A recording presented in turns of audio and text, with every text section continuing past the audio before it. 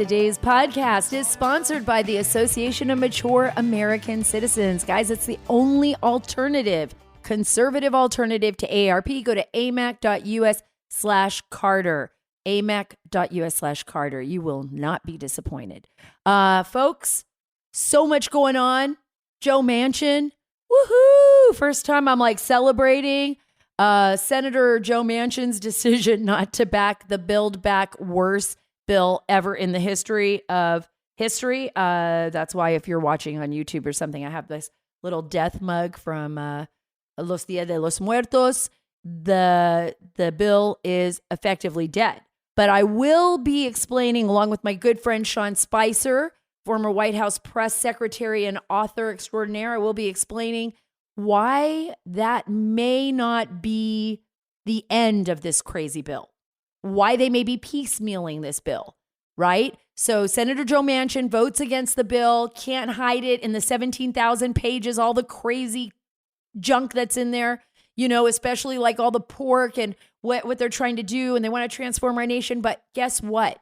They've only got a certain amount of time. That's what we're going to be talking about up here in the show with Sean Spicer. The Democrats have a certain amount of time before the midterms, and they are going to do everything they can to push their radical agenda on Americans. And that's something we should all be afraid of. And by the way, on the rest of the world, because honestly, there is no place like America. So for all of you who are trying to get here, who've either applied for your green cards or are listening to me overseas saying, oh, I can't wait to get to America, we are doing everything we can to basically protect the foundation of this country so that these radical Democrats don't pull the rug out from under us and, you know, eventually will not see the America that we so much love and have fought for since its foundation to protect. So we got to be awake. We've got to be alert. We've got to do it the right way, right? Which is holding our lawmakers accountable and basically voting them out when they do not do their job. Folks, please follow and subscribe. Get all the links to all of our great stories at saracarter.com, saracarter.com. Don't forget the A, or you're going to end up at an art website. Sara Carter is a good artist. I've been on her site many times, and but it's not me. It's not our stories over at saracarter.com. We've got the latest on Joe Manchin. We've got everything that you need to know about what's happening in our country today right there. Folks, Christmas Eve, Mike Lindell and MyPillow will literally hand out, listen to this, 10,000 pillows to tornado victims in Kentucky. How awesome is Mike Lindell? He's such a great guy. Mike Lindell, he's the inventor and the CEO of MyPillow, and he's my friend. And he has been keeping a close eye on the recent supply chain issues. And he wants you to know that MyPillow is in stock with no back orders and no delayed shipping. And he's going to send 10,000 pillows to tornado victims in Kentucky. It's just a great gesture right now. And God bless all those people that have suffered so much prior to Christmas. Let's pray for them. That's because MyPillow is made of 100% everything American quality made here in the U.S. And they have built a huge inventory to ensure their customers have gifts for everyone. Christmas is not canceled with MyPillow, folks. Christmas is not canceled. Listen to this. Everything from the MyPillows at their lowest price, sheets, slippers, robes, and now cardigans, all in stock, and they will ship fast. And I've told you before, I love the dog beds. I love the sheets. They are my favorite. They're so soft and comfortable. And the slippers make great gifts. Everything just makes a great gift. Go to mypillow.com and click on radio listener specials for specials like 40% off all my slippers and 50% off MyPillow mattress toppers. Enter the promo code Carter or call 1-800-685-7221 for great MyPillow specials. That's 1-800-685-7221. Use the promo code Carter at checkout. Save now, just in time, for giving the ultimate gift in comfort with the best deals of the year at MyPillow products. Boy, Manchin is a no. Manchin is a no. I'm going to have to play this clip, and then I'm going to play it again because I love it so much with Sean Spicer. But I want to play Senator Manchin talking to Bret Baier on Fox News. Listen to this. I've always said this, Bret. If I can't go home and explain it to the people of West Virginia, I can't vote for it. And I cannot vote to continue with this piece of legislation. I just can't. I've tried everything humanly possible. I can't get there. You're done. This is a no. This is a no on this legislation. I have tried everything I know to do. That's just, it's true. Senator Manchin cares more about his constituents in West Virginia, and he can see what the yahoos at the White House are doing right now. He's just looking at that and going, holy smokes, we're going to lose the House. We're going to lose the House in the midterms.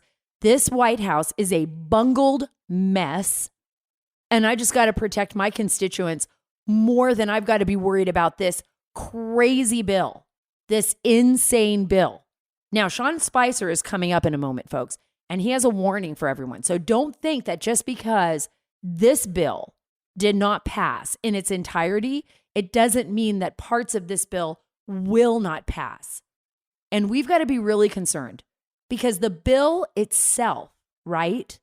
The bill itself is a fundamental change of how we even live in our nation, how we operate, our economy. I'm talking about all kinds of weird regulations, especially with the big green movement. AOC's, being so nutty about this, but she really believes, like if we don't pass everything that's in this crazy bill and even more extreme measures when it comes to, her green machine, as, for our environment, that we're going to be facing extinction, as a civilization on Earth, or we're going to destroy the planet Earth. By the way, the planet Earth will continue to go on.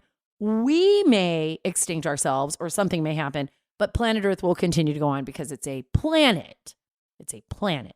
And until it's like a big red dwarf swallows it up or something, it's going to be just fine. So I just want to throw that out there for AOC. We just won't be on it, right? But the thing is that AOC and, people like Ilhan Omar, and by the way, we haven't heard much from Rashida Tlaib lately and all of them. These are these extreme radicals. Now, they're the ones that we know they're very visible. They don't even care anymore. They're just saying whatever they want to say and doing whatever they want to do publicly. There's no concern that they'll be voted out. I mean, they do crazy stuff, right? They just do crazy stuff. But the rest of the Democrats are kind of like what my mom used to call la mosquita muerta, right? The dead fly. They pretend to be dead and they do everything underhandedly, right? Under wraps. They think that, the U.S. taxpayer, we don't know what's going on. We're just a bunch of idiots. We have to work all these menial jobs and we shop at Walmart, just like, what Hillary Clinton called us deplorables. And that's really how they think of us. Really, they do. And it's not just the Democrats. There's some Republicans in that bucket as well. They feel the same way. They think that, we have no concept of what's going on because we're frankly just so busy trying to feed our families and stuff that we're just going to let the government do whatever they want. They count on that. They actually count on that. That's why you cannot let that happen. That's why even if we have to take just 20 minutes out of our day or a few minutes out of our day just to be well read on these subjects, just to maybe even put in a call to our lawmakers and say, hey, what's going on? What are you guys doing about the craziness at the border? Or like, what's going on with this bill? And why does Biden want, 88,000 more IRS people? Like, think about that. That's just insanity. So why would the IRS need all these extra agents? Why would they want to be auditing Americans on just $600? Every American. Why do we want to give them that kind of access? What happened to our great nation and fighting for the fundamental principles? And why aren't these lawmakers afraid? Why aren't they afraid of just standing up and, saying these super radical things in this day and age? They think that, what? Because they actually really believe, they do, that you're asleep, that I'm asleep, and that all the brainwashing they've been doing at the university systems, with our children and with the professors and pushing this socialist Marxist agenda is enough. And by the way, and then they're just going to leave the floodgates open at the border. Leave them open at the border. Let everybody come in, do whatever they want, right? Do whatever they want as long as these people, we can hand out checks, we can do whatever we want as long as the people coming in are voting for Democrats. That's how they plan on retaining their power. You know, there was this really weird, this is kind of interesting. There was this really weird, awkward exchange between Kamala Harris and Charlemagne. It was on The God on Comedy Central. I know we have to laugh at this. This is so great. So you have Vice President Kamala Harris, you have Charlemagne the God on Comedy Central, and he asks whether President Biden is the president or whether Manchin really is the president. I want you to take a listen to this. I want to know who's the real president of this country. Is it Joe Biden or Joe Manchin? I'm sorry. I interrupted. I don't think the vice president can hear you. It's Simone. I'm so sorry, Charlemagne. We have to wrap. She can hear me. You hear me? Can you hear me now? Can you hear me, Madam Vice President? I'm sorry. We got to wrap. Oh. So I'm sorry to interrupt. They're acting like they can't hear me. Y'all see that? I can hear you. Oh, so who's the I real? can hear you. So who's the real president of this country? Is it Joe Manchin or Joe Biden, Madam Vice President? Come on, Charlemagne. Come on. It's Joe Biden. I can't tell sometimes. No. It's Joe Biden. And don't start talking like a Republican about asking whether or not he's president. Do you think Joe Manchin is a and problem? It's Joe Biden, and I'm vice president, and my name is Kamala Harris. Ooh, she called him a Republican. Charlemagne the God is she called him like it's an insult, right? Like he is not allowed to question the almighty Democrat machine. How insulting is that? I would have told her, I would have hung up on her. I don't hear you. Boom. How insulting is that? She is so full of herself, Vice President Harris. So full of herself. This is what I'm talking about. The vice president, the Democratic Party, this is the new modus operandi, is to basically ostracize anyone who questions anything that they do. It's like, remember, we couldn't even ask questions about COVID. We can't ask questions about the Build Back Better. What a joke that is. Build Back Better bill? You know, the new dead bill. Dead on arrival. Thank God, because of Senator Joe Manchin. And, you know, he's going to support his people in West Virginia. But this is what they do. This is how they operate now. Because they figure if they humiliate you publicly, if they say things like Vice President Harris said to Charlemagne the God on Comedy Central, like, hey, guess what? You're a Republican because you questioned me. It's true. Who is the president?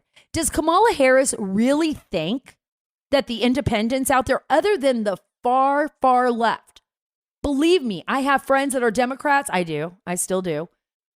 They're wondering what's going on with Biden. There are people that can't reconcile what's happening at that White House. The White House is an utter mess. Jen Psaki doesn't even know how to answer a question anymore because they're such hypocrites. They're such hypocrites. And that's why I'm going to be talking to Sean Spicer about this. We're going to break it down in the upcoming interview. I mean, it's really true. There is a radical nation. There is a radical nation, and it's happening right now. It's an undercurrent. But we cannot be asleep at the wheel, folks. We can't. We have to pay attention to everything that is going on around us. And we've really got to start listening to one another. You think you're so different than the independents or than, the regular Democrats, blue dog Democrats. Maybe you do.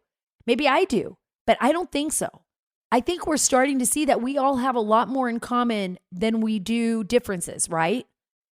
Like, because we fundamentally want our nation, at least I hope so, to succeed, to exist. That's what we want. We don't want to see us so divided that we fall apart, that we break apart, and that this beautiful nation, young nation, republic, this democracy breaks down. I want you to listen to this. This is so crazy. I don't know if you've all been at SaraCarter.com, but it's very important that you go there because there is a story there that I want you all to read, and it's under the immigration Subhead, it's confirmed. U.S. taxpayers are funding UN-supported money cards and hard cash for repeat border crossers in Mexico. Yes, you heard me right. You heard me right. They won't want you to read this and these stories. They won't push them out there on the Post, on any of the mainstream media outlets. You'll not hear about this, on MSNBC or CNN. But cash debit cards are actually being handed out not only to illegal immigrants, but to repeat border crossers. Todd Benson reports on this from one of his trips to Reynosa, Mexico's migrant camp, where he took photo documentation of a United Nations supported international organization for migration. I have been saying this, didn't I say this I think it was a few podcasts back, where I'm talking about this group, the International Organization for Migration with the UN, which is pushing migration to the United States. And they are being funded by some very, very big players out there. Billionaires, as a matter of fact. Their foundations are funding this group. So you got to take a look at it. And I was talking about George Soros. I was talking about what happened with George Soros here in the United States as far as funding and backing, all of these elections for new district attorneys, these radical district attorneys. We've seen what's happened in San Francisco. We saw what happened in Virginia, and we're seeing it across the United States, in Los Angeles as well. There's been a lot of issues with that. I want you to take a look at that story. It's on SaraACarter.com. Benson writes, one of the two workers at a plastic folding table inside the Reynosa camp, which was filled to capacity with at least, listen to this, with at least 1,200 of these cards. Can you imagine? Can you imagine what is going on here? Why do you think they are doing that? Those cards were for mostly U.S. expelled Central Americans, and they were distributing the cards for the UN to help migrants waiting until they cross the Rio Grande at greater leisure to claim asylum, for which most will be declared ineligible years later. This is what they do. They give them, I just talked to an immigration and customs enforcement officer. They say they're just basically giving them a report to court or report to an ICE agent. That's for years later in advance, because there's just not enough people to handle this. So when the people come into the country, they are just being let go. It's a catch and release all over again. Many parents, listen to this, for instance, got about $400 every 15 days on these cards. And he was told $800 a month if they were still there to collect it, although the support level varied from person to person. Think about that. Think about it. This is what's happening to our country. We are literally allowing the Democratic Party and these radicals at the UN to try to fundamentally change our nation, take away our sovereignty, change it. Remember The Art of War? I don't know if any of you have read that, but I remember one of the most important lessons of that book, The Art of War by Sun Tzu. We should just read it, right? Because that's what China, everybody, bases Art of War, right? Art of War was basically saying that, should be able to take a nation without ever firing one bullet, without ever fighting. You should be able to take that nation over. We are asleep at the wheel, folks, and we need to pay attention to what's going on around us. I want you to go to SaraACarter.com. That is SaraACarter.com, so that you will not be blinded by what they are planning to do to our country. I am telling you, pay attention to this. Pay attention to this. It's just that important.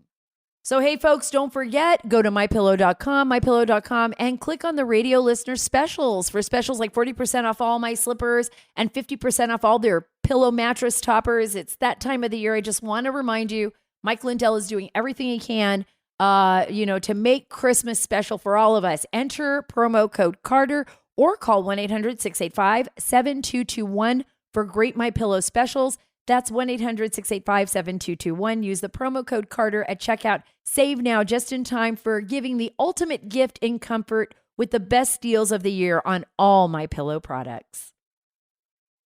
Without any further delay, I got Sean Spicer, former White House press secretary and author of Radical Nation. Joe Biden and Kamala Harris's dangerous plan for America. So first of all, thank you so much, Sean, for being back on the Sarah Carter Show. It's always a pleasure to have you on. And by the way, love your book, everyone out there. Get Radical Nation, Joe Biden and Kamala Harris's dangerous plan for America. So thanks again for being on the show. Love it. Thank you. And I appreciate the plug. It's I said this before, Sarah, when we were talking, you know, when you write a book, you wonder what the environment's going to be when you get out there. And I named it Radical Nation. At the time, I was like, okay, how's this going to get received? And now more and more senators and pundits and analysts are using the word radical when it comes to these policies for good reason. And, you know, I think we saw over the weekend this pause on Build Back Better. And let's be clear, it's a pause because I think that they're going back to the drawing board on it. But you also saw a pivot to voting rights, something both of which I wrote about. It's funny, I sent my team this morning. There was a story in Politico that listed all of the judges and their backgrounds and the diversity.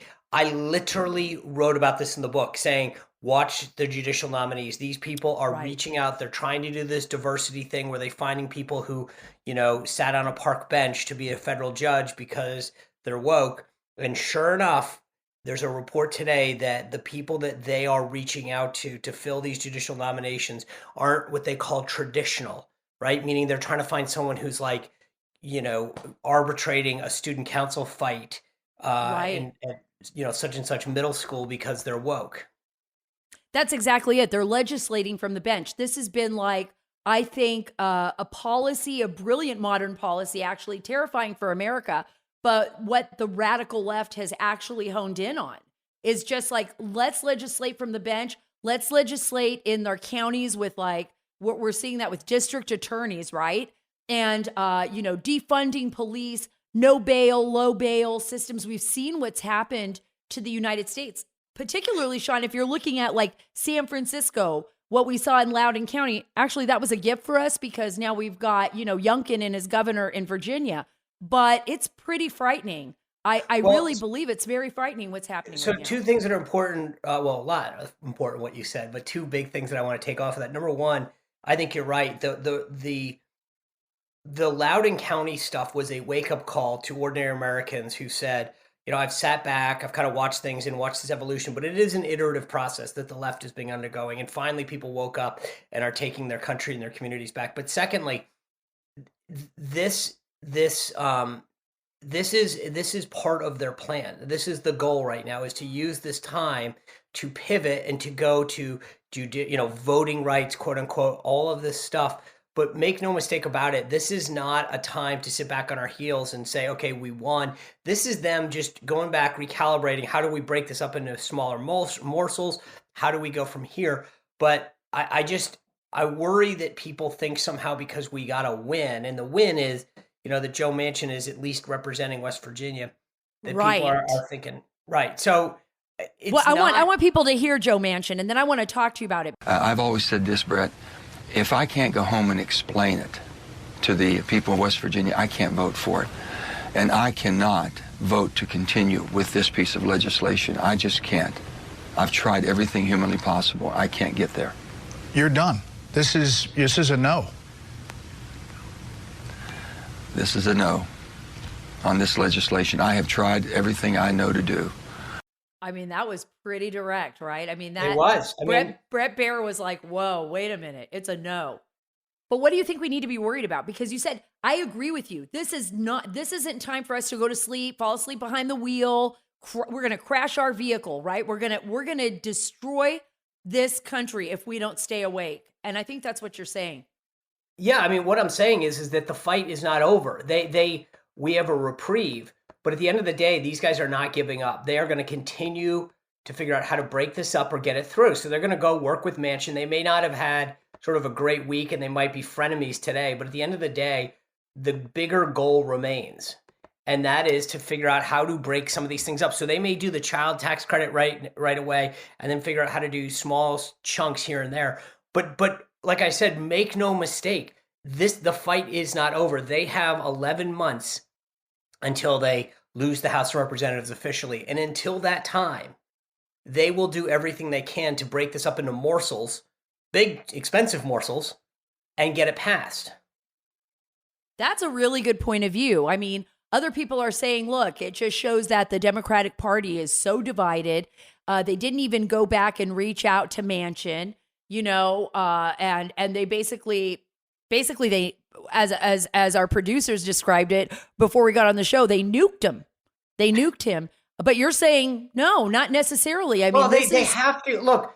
This whole debate was kind of silly going into it. Manchin represents a state, West Virginia, that Trump won by over 30 points. So they knew this was going to be tough. At the end of the day, Joe Manchin is dead man walking as a Democrat in West Virginia. But by him at least showing that he's gonna fight, he has he can stay and fight another day. And so the idea that they thought this was going to be an easy sell, and then they played this gimmickry with that, with this what they call the CBO score, the Congressional Budget Office, which is they basically said, okay, well, these programs are going to last a couple of years.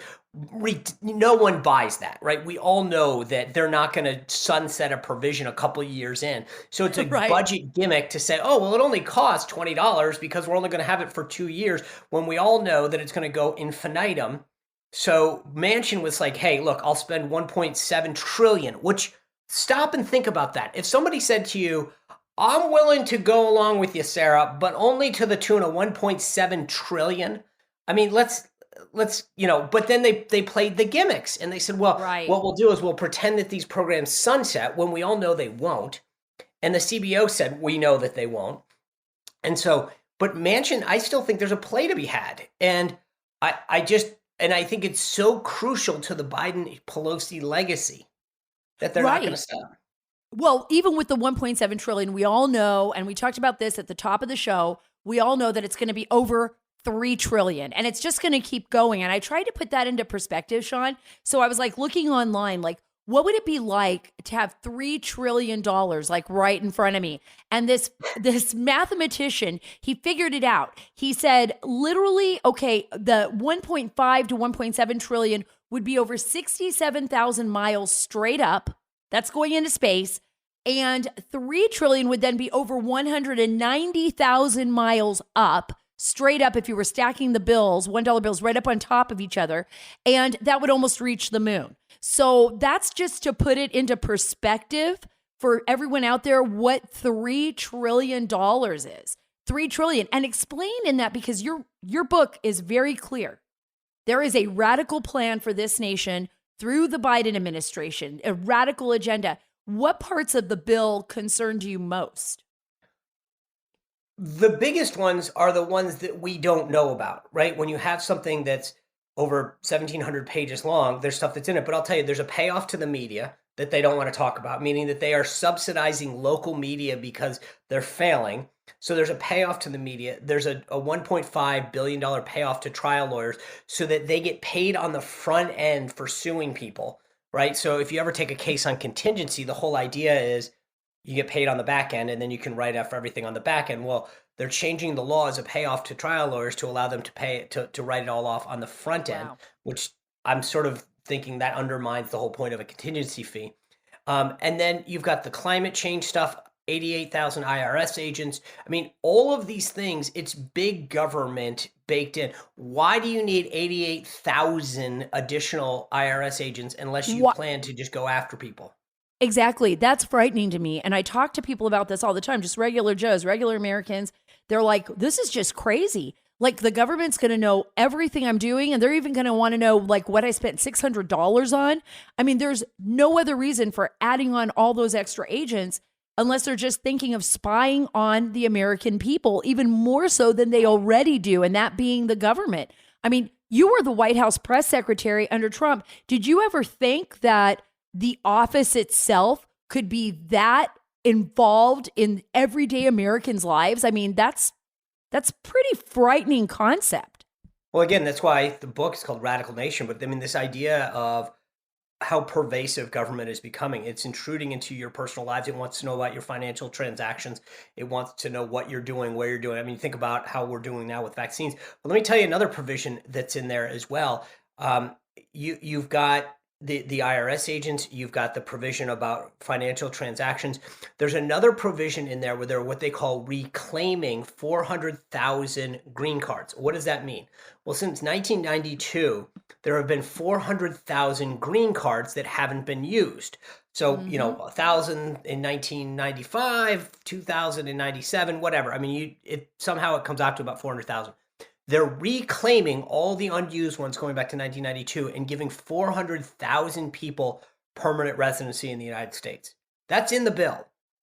They're not talking about it. That's just insane. That's just insane. And we don't even understand it.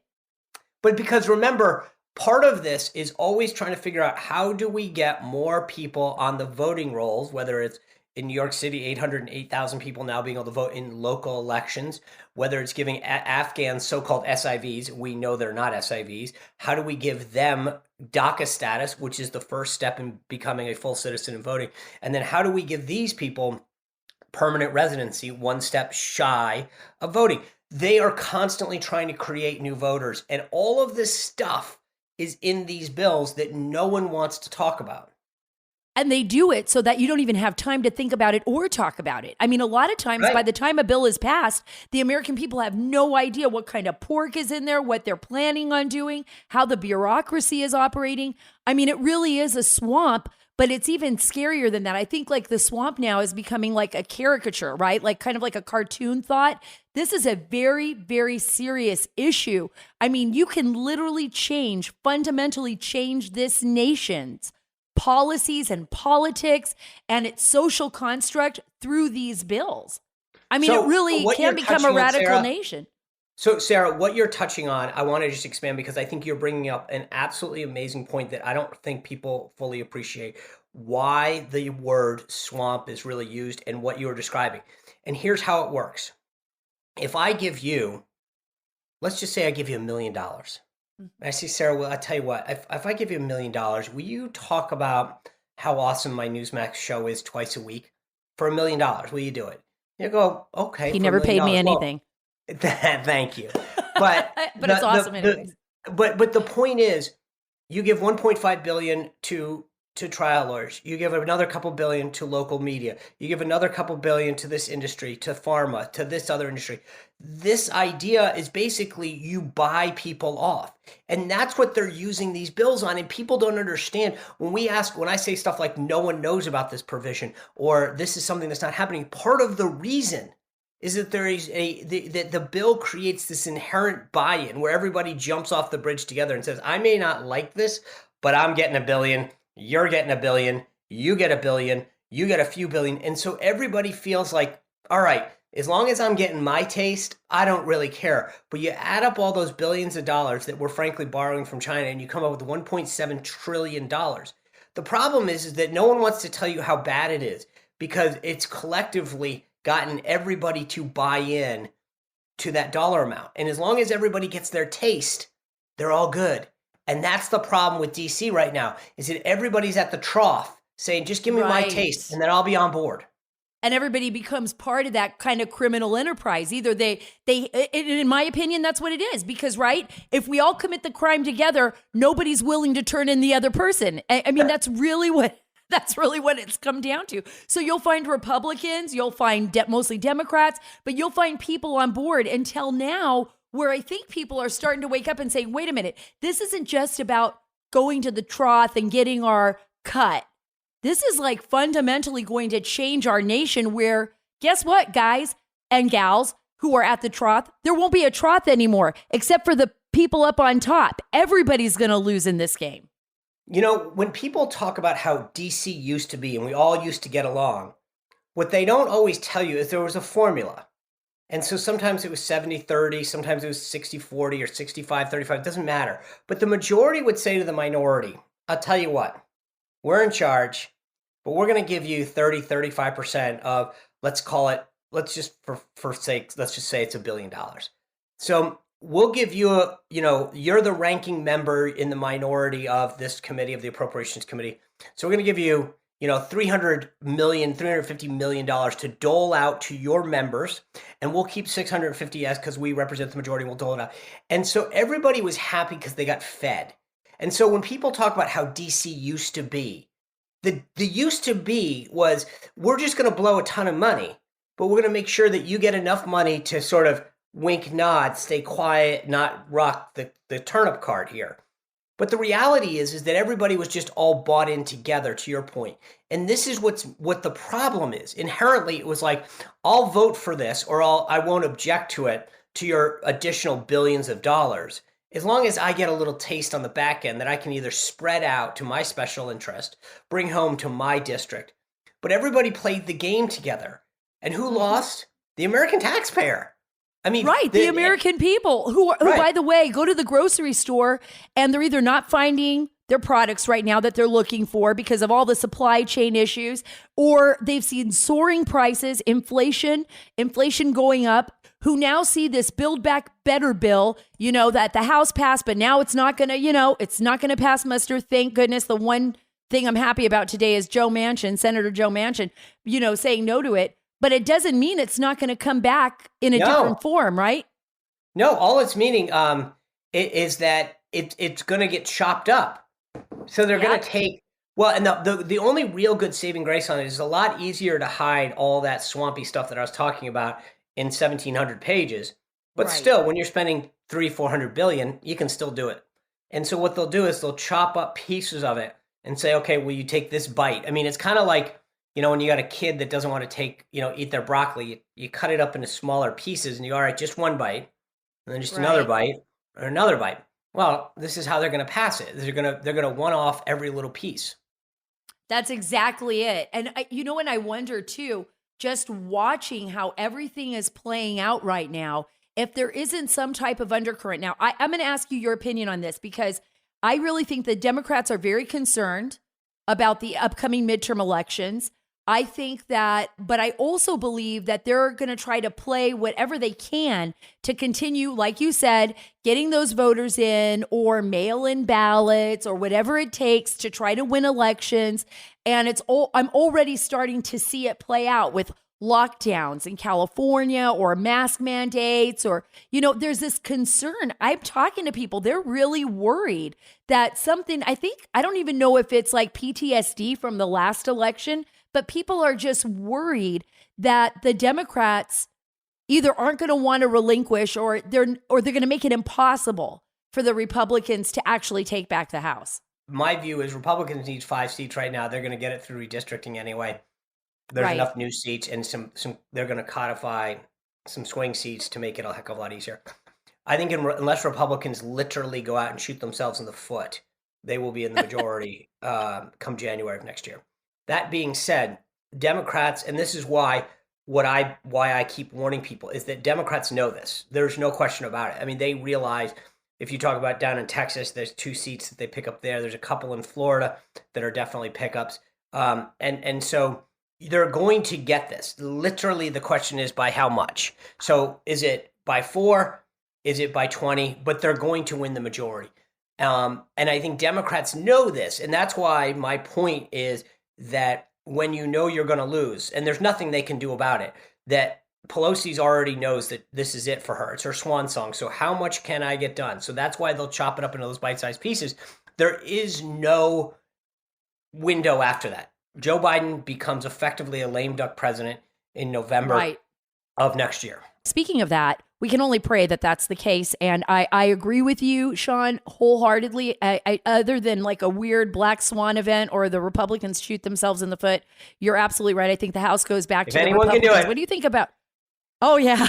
Oh, yeah. Tell me about it. What do you think about Biden's relationship with Vice President Harris? It's super strained right now. Everyone's talking about it. I just want to get your thoughts on that. Yeah. So let me be clear.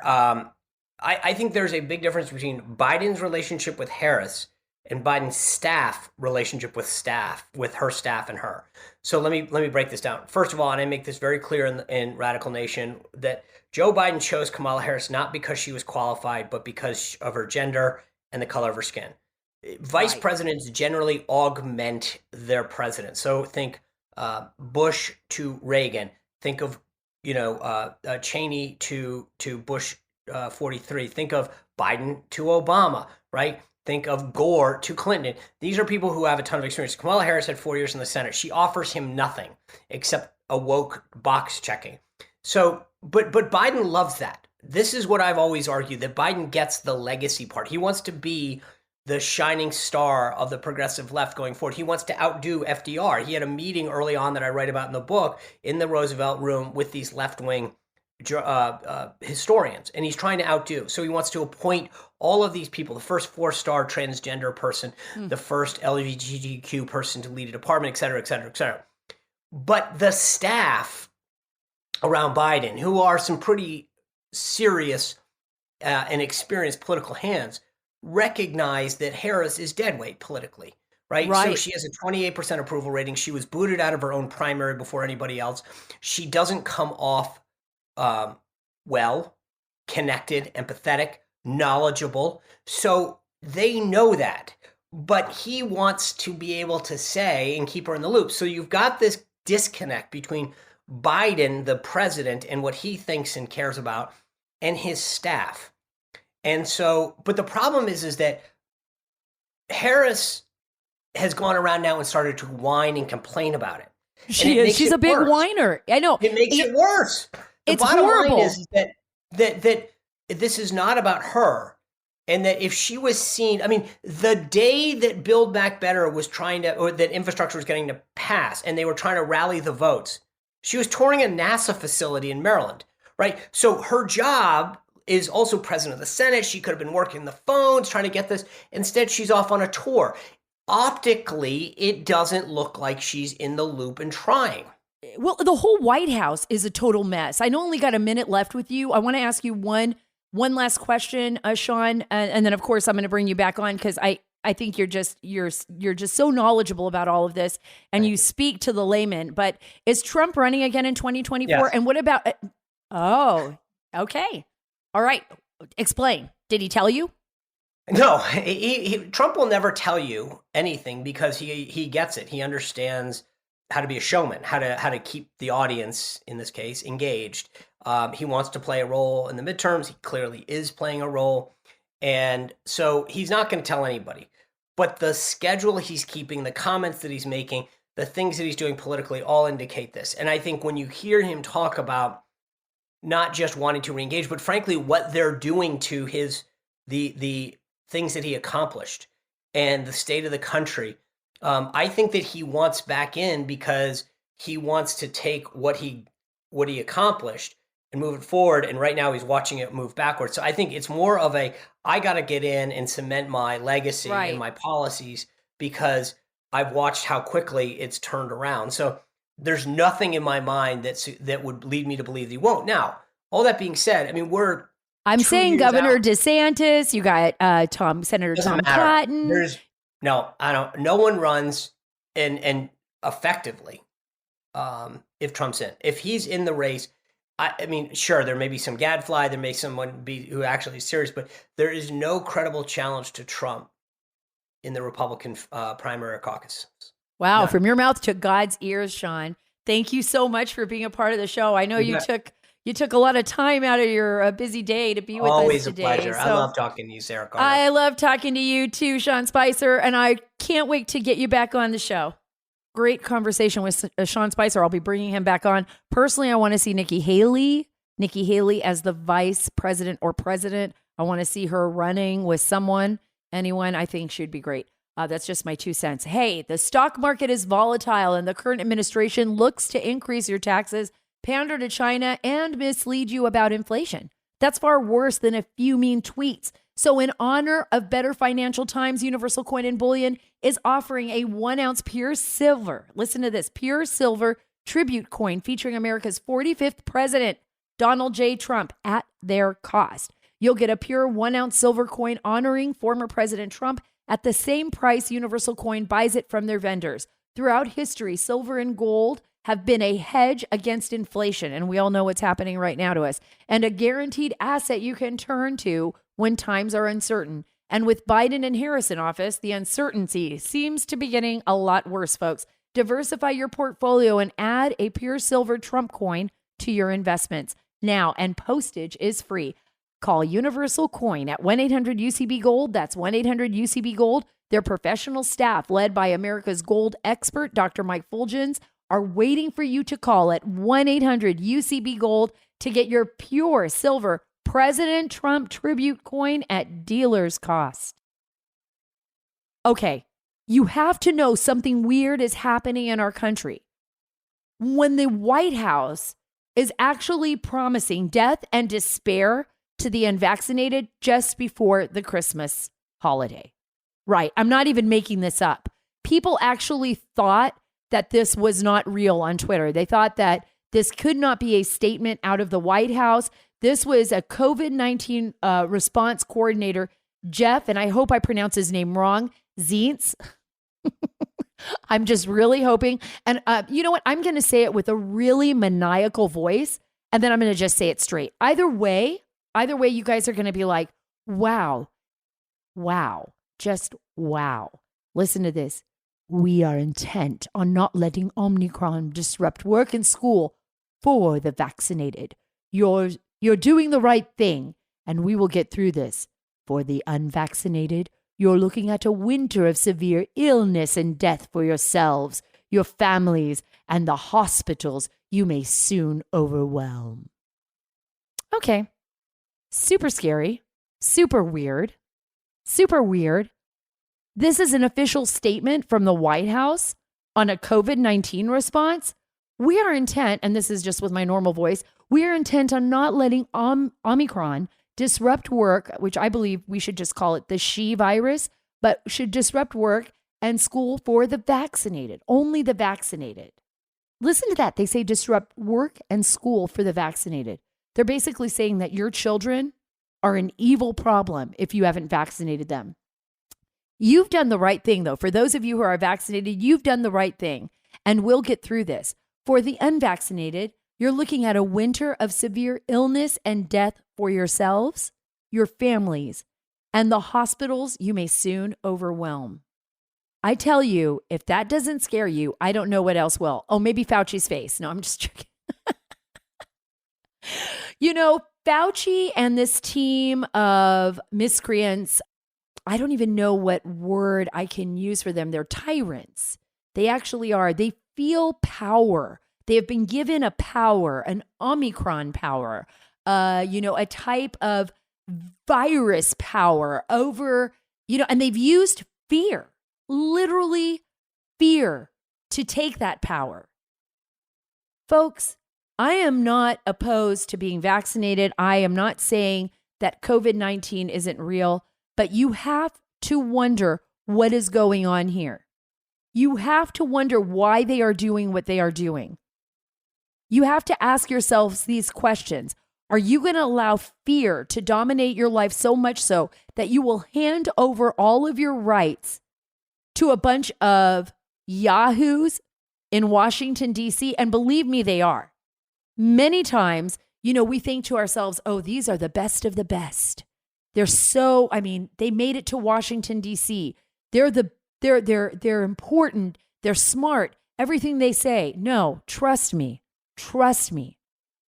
You do not want them in charge of your family or your life like this. There is something really sadistic about that statement from the White House. That is really terrifying. It's unbelievable. And the stuff that Dr. Anthony Fauci has been saying lately, are you really going to trust this guy that lied over and over again, that bounces back and forth at a political whim to tell you how you should behave during this holiday season, or whether or not you should be going to your family's house for Christmas? Have you guys seen what's been happening in South Korea? Over 86% of the South Korean population is vaccinated, or roughly right around there, vaccinated. And guess what? They're locking down because it's spreading. Well, viruses normally behave this way. A virus will become less lethal and become more contagious. It happens. It doesn't mean we should walk around coughing on each other or anything. No, I am not saying that. I am saying that we live in a world with a lot of other elements. We don't need to live in fear. We need a government that does not push fear, but pushes common sense. And yes, we can celebrate the holidays with our families. And yes, we can be together. And yes, we can take precautions. But you have individual rights. We all do. And nobody should be threatened like that. Nobody should be ostracized publicly. There are reasons why some people do not get the vaccine, and there are medical reasons behind it. And then other people just have the choice. If you are vaccinated and you believe in the vaccine, if you are vaccinated and you believe in the vaccine, and you believe that it'll work, and I've been vaccinated, and you believe in the vaccine, then you don't really need to worry about that. That's why you got the vaccine, right? So if you and your entire family are vaccinated, you don't need to be worried about that. This White House is pushing fear, and I don't think we should let it, and I don't think we should allow this to happen. I think we should, really, we have our own common sense. We don't need to be dictated to by this White House, which frankly, I think will be a lame duck White House, just like Sean Spicer said. Okay, folks, go to SarahACarter.com. Go to SarahACarter.com where you can get the latest stories, and you will also see a story in there about Dr. Anthony Fauci. I can't believe he said this, but he says now we should never, ever stop wearing masks on planes. So for the rest of our lives and the rest of history, apparently we're going to be covering our faces. If it was up to Dr. Anthony Fauci, go to SarahACarter.com. Remember, here at the Sarah Carter Show, this is where we are taking the story back. Thank you so much for joining me. God bless you, and God bless our great nation.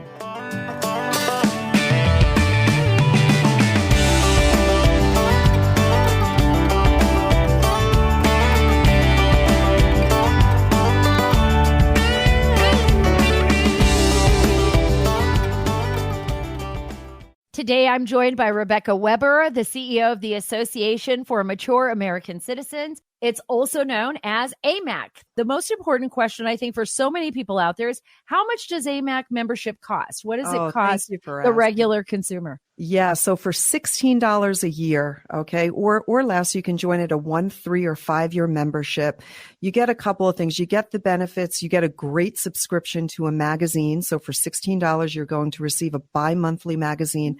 But your voice is now going to be heard in Washington. We take our marching orders from you. If you stand for faith, family, freedom, if you believe in the Constitution, if you believe in the greatness of America, if you believe in individual freedoms and everything you just said, Sarah, $16 is not a lot of money to join the 2.3 million members that are really fighting hard to ensure that America remains the best country in the world. Rebecca, thanks so much for being with me today. I'm honored to have you and AMAC as a sponsor for the Sarah Carter Show.